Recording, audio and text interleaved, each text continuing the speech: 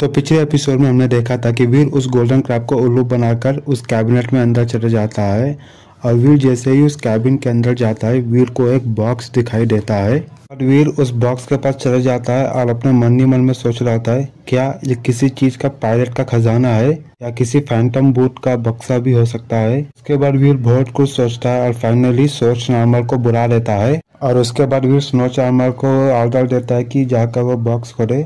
फिर snow charmer जाकर box खोल देती है और वीर जैसे ही उस बॉक्स के अंदर देखता है तो उसे एक मरमेड दिखाई देती है और उसके बाद तभी वीर को उस मरमेड के बगल में एक ब्लू कलर जैसे दिखने वाला स्टाफ और एक जेम स्टोन। वीर कहता है फिर स्टाफ फिर स्टोन, क्या यह मरमेड जैसे दिखने वाले एरियन एक स्प्लिट टोन है? तभी वीर उस मरमेड को देखते हुए अपने मन में सोचता है कि अगर किसी भी शेल्टर पर एक बार कब्जा हो जाता है तो स्पिरिट के पास भागने का कोई भी रास्ता नहीं रह जाता है।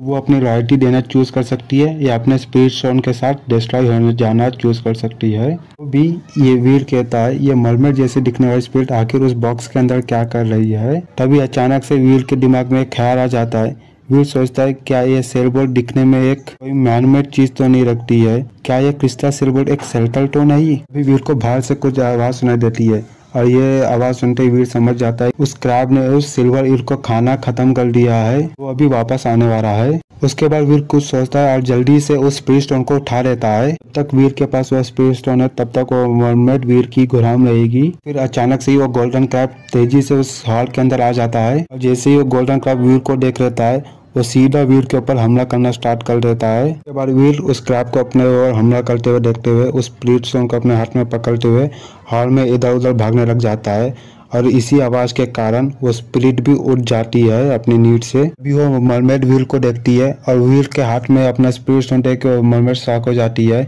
और उसके बाद देखती है कि गोल्डन क्रैब वीर का हमला करते जा रहा है उसका पीछा करते हुए। फिर फाइनली मरमेड रिलैक्स होते हुए अपना गोल्डन स्टाफ भारा उठाते हुए उस गोल्डन क्रैब को हुक्म देती है कि रुक जाओ। उसके बाद वो मरमेड सीधा वीर के पास चले जाती है। तभी वो मरमेड कहती है मैं मरमेड प्रिंसेस अपने मास्टर को अपने प्योर सोल देकर उनकी रॉयल सर्वेंट बनना चाहती है। वीर जैसे ही मरमेड प्रिंसेस सुनता है वीर की खुशी का ठिकाना नहीं रहता है।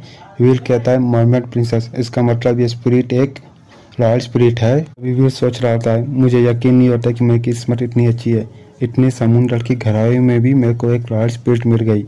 अब बस वक्त की बात है और जैसे मैं यहाँ से बाहर जाऊंगा मैं ब्लैक गॉड शेल्टर को तबाह और बर्बाद कर दूंगा। उसके बाद वीर को रियलाइज होता है कि वो मरमेड प्रिंसेस अभी उसके बगल में ही है। फिर वीर अपने आप को नॉर्मल करते हुए उस स्पिरिट स्टोन को उस मरमेड प्रिंसेस के सिर पे रख देता है। उसके बाद वो मरमेड प्रिंसेस डायरेक्ट वीर के सी ऑफ सोल में चली जाती है। जैसे ही मरमेड प्रिंसेस वीर के सी ऑफ सोल में चली जाती है वो गोल्डन क्रैब फिर से नॉर्मल हो जाता है, फिर से वीर का पीछा करने लग जाता है। भागते भागते मरमेड प्रिंसेस को बुलाता है और कहता है जाकर उस क्रैब से मेरे को बचाओ। वीर की बात सुनते हुए मरमेड प्रिंसेस कहती है मास्टर मेरे पास मैं उस गोल्डन क्रैब को मार नहीं सकती हूँ। फिर जैसे ही मरमेड प्रिंसेस की बात सुनता है वीर शॉक हो जाता है और कहता है क्या तुम तो एक रॉयल स्पिरिट हो ना, तुम अगर उसे मार भी नहीं सकती हो तो तुम उसे थोड़ी देर के लड़ तो सकती हो ना। भी वो स्पिरिट कहती है सॉरी मास्टर मैं एक रॉयल स्पिरिट हूँ पर मेरे पास फाइटिंग की एबिलिटीज नहीं है। तभी वीर पूछता है तो तुम्हारे पास एबिलिटीज है कि किस बात की है। तभी मरमेड प्रिंसेस रिप्लाई देती है मेरे पास इस क्रिस्टल सेलबोर्ड को कैरी करने की एबिलिटी है। तभी मरमेड प्रिंसेस कहती है क्रिस्टल सेल पैरस इंडस्ट्रिएबल है, यानी कि उसे डिस्ट्रॉय नहीं किया जा सकता है, पानी में कहीं भी सेल होकर जा सकता है, यहाँ तक कि समुद्र के बॉटम में भी जा सकता है लेकिन पानी को छोड़कर बाहर नहीं जा सकता है बस। वीर कहता है अगर ये शेल्टर कहीं भी मुक्त हो सकता है तब तो मैं बहुत सारे एलियंस को हंट कर सकता हूँ।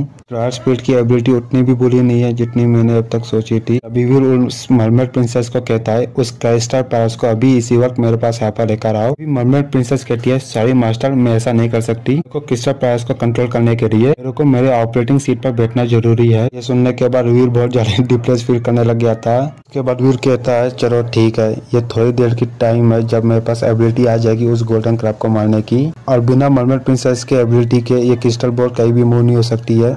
चलो जल्दी से इस लेक के बाहर निकलते हैं। उसके बाद वीर सीधा ऊपर की ओर तैरने लग जाता है और उसके बाद वीर उस क्रिस्टल लेक के पास आकर एक छेद बनाकर ऊपर आ जाता है और वीर जैसे ही लेक के बाहर आ जाता है वीर सोच रहा होता है अभी इस गोल्डन क्रैब के बारे में तो मैं कुछ नहीं कर सकता हूँ पर मेरे को इस ब्लैक गॉड के बारे में कुछ ना कुछ तो करना होगा। लेकिन अगर मेरे को किसी को हराना है तो मेरे को उसके बारे में जानकारी चाहिए होगी, उसके स्ट्रेंथ और वीकनेसेस क्या है। और इसके बाद ये चैप्टर हाइपर ही खत्म हो जाता है।